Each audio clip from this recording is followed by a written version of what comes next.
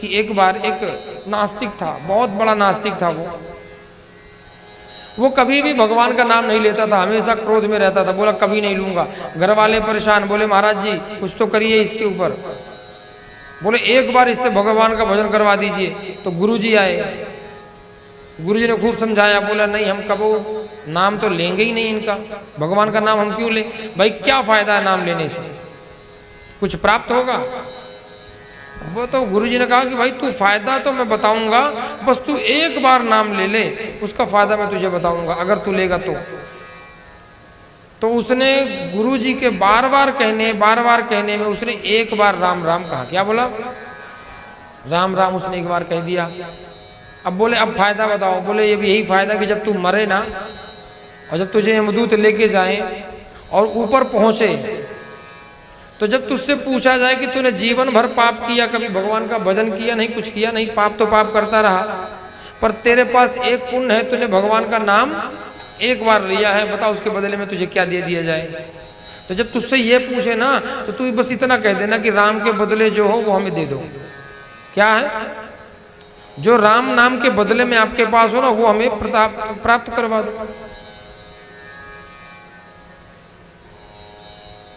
थोड़े दिन में इसकी मृत्यु हुई। यमदूत इसको लेके गए यमलोक में, यमराज जी के सामने समक्ष खड़ा किया। इसके पाप की लिस्ट तो बहुत लंबी थी, लेकिन पुण्य की लिस्ट छोटी सी थी। इससे पूछा भाई तूने जीवन भर पाप किया है, बता तूने थोड़ा सा पुण्य किया है, एक बार भगवान का नाम लिया है, उसके बदले में तुझे जो चाहिए मांग ले, फटाफट दे के इसका हिसाब क्लियर करो। तो उसके ने कहा नहीं महाराज, हमें उसे गुरु जी की बात याद आ गई कि जब यमराज जी पूछे क्या चाहिए तो बस इतना मांग लेना कि महाराज राम नाम के बदले जो मिले वही प्राप्त करवा दो। तो उसने तुरंत कह दिया कि महाराज राम नाम के बदले में जो हो वो हमें दे दिया जाए। तो धर्मराज जी सोच में पड़ गए कि राम नाम के बदले में इसे क्या दे दूं? ऐसी कौन सी वस्तु है, ऐसा कौन सा सुख है जो राम नाम के बदले दे दिया जाए? तो बोले वेद ब्रह्मा जी बड़े ज्ञानी हैं, ब्रह्मा जी के पास चलो वही बता सकते हैं। ब्रह्मा जी के पास धर्मराज जी, यमदूत और वो जीवात्मा सब गए। ब्रह्मा जी ब्रह्मलोक गए।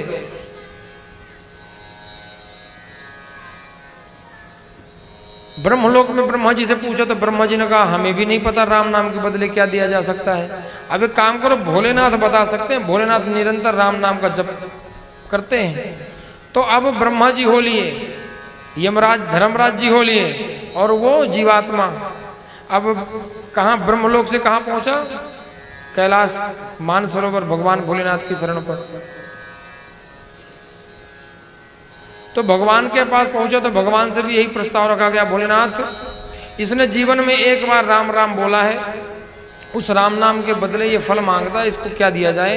ये कहता कि उसके बदले जो हो वही प्राप्त करवा दो।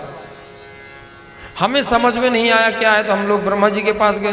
ब्रह्मा जी को भी समझ में नहीं आया, तो हमने सुना कि आप निरंतर राम नाम भजते हैं और राम तो आपके इष्ट हैं, तो आप ही बता दें इसका क्या है। तो भोलेनाथ ने कहा कि अब ये बताओ राम नाम के बदले और क्या दे सकते हो? ये कहाँ नरक में गया था नरक भोगने के लिए, इसको तुमने ब्रह्मलोक घुमा दिया। ब्रह्मलोक राम नाम के बदले ब्रह्मलोक जाके आ गया, और ब्रह्मलोक से कैलाश मानसरोवर साक्षात मेरे पास आ गया। अब और इसको क्या चाहिए? इससे बड़ा, इससे ज्यादा कुछ और मिल सकता है?